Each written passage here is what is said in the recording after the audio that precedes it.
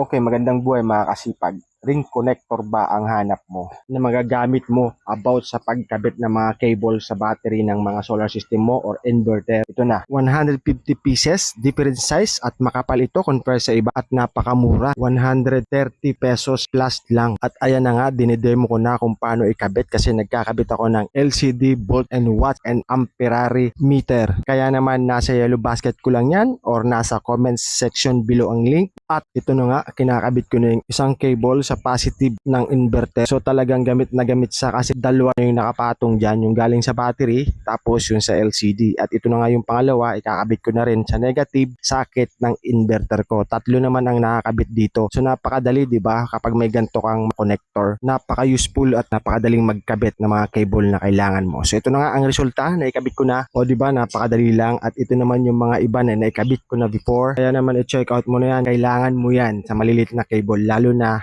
pag may solar system ka. Thank you.